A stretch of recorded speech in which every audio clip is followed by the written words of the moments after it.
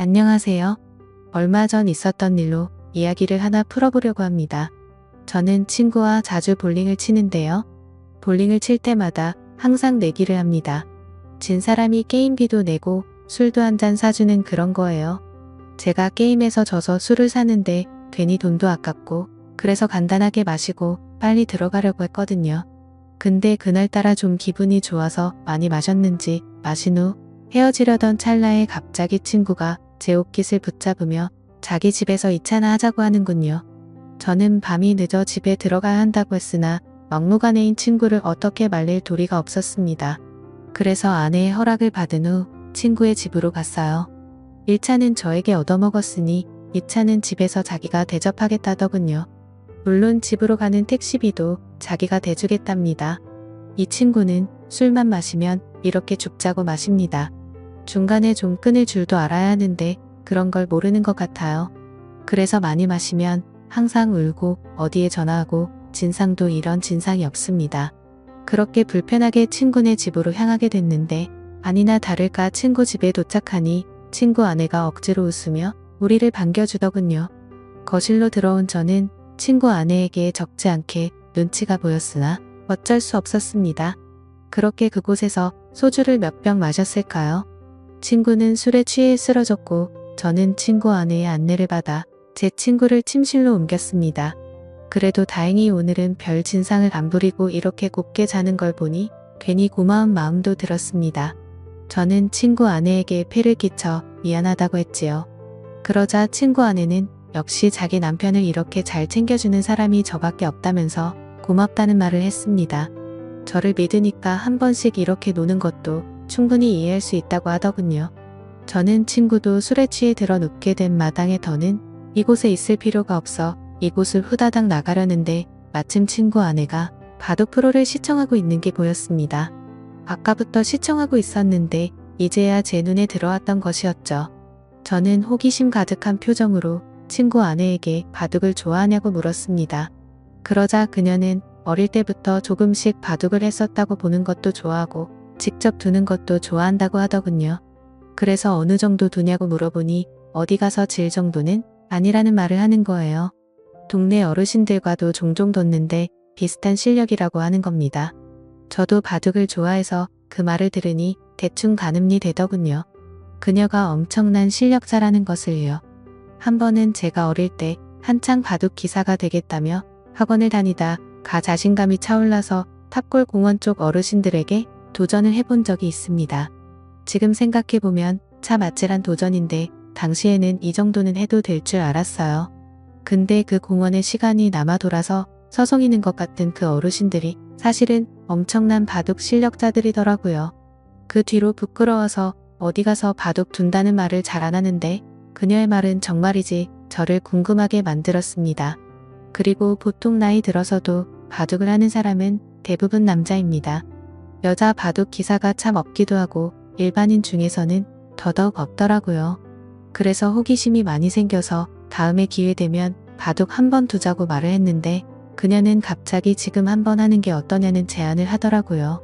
저는 이 늦은 밤에 민폐라고 생각해서 여기를 1초라도 빨리 나가려고 했던 찰나인데 지금 바둑을 두자는 친구 아내의 제안을 얼떨결에 받아들이게 되고 그렇게 게임을 시작하게 됐습니다.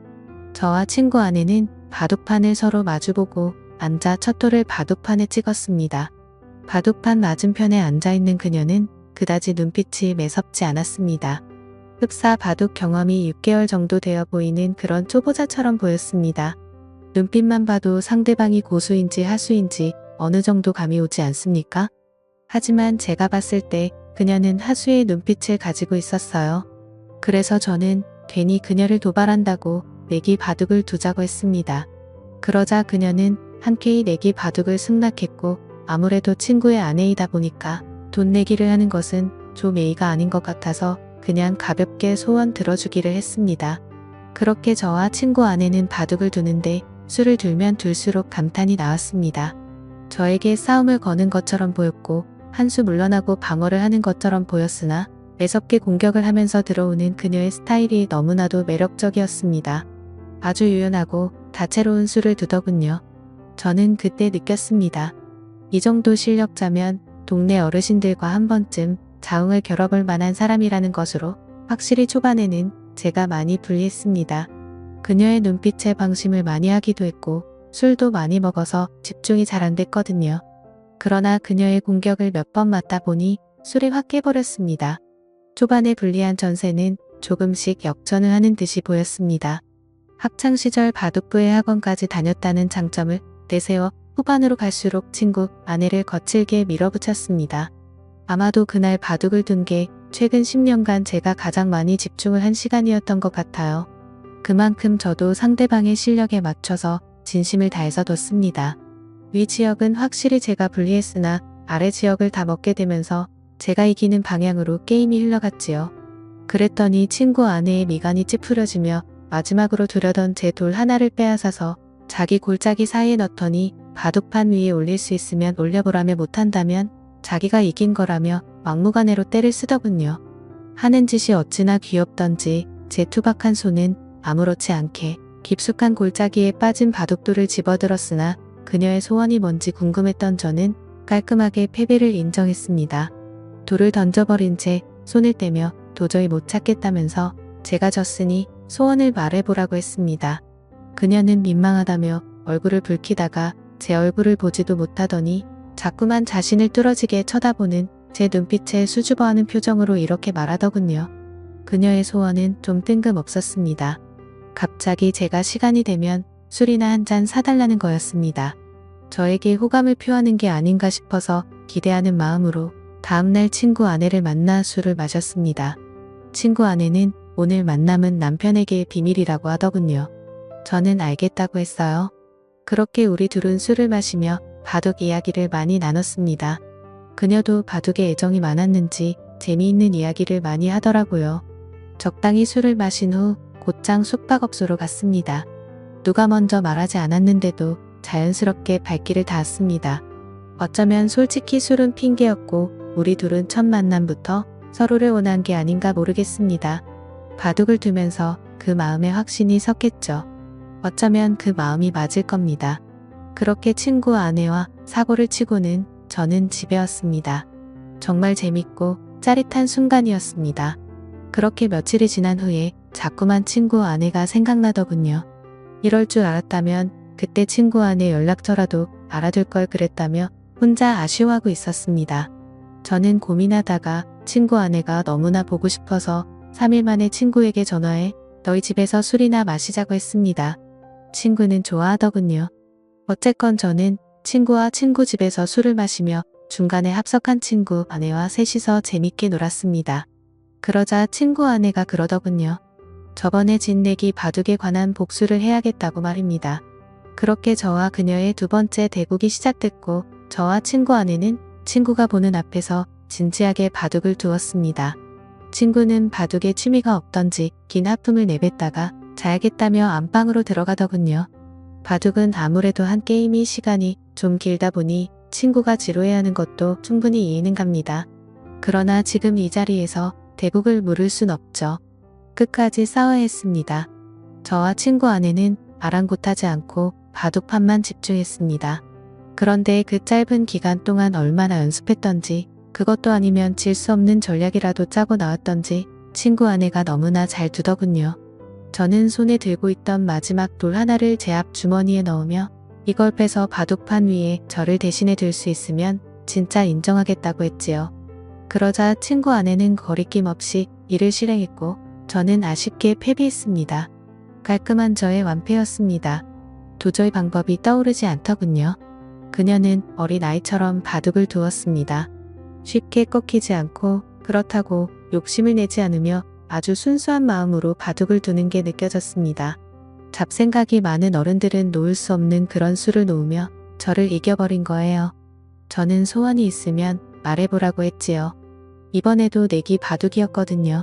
그러자 친구 아내가 갑자기 제게 다가오는데 저는 친구 아내를 밀치며 친구가 안방에서 자고 있으니 이러지 말자고 했습니다.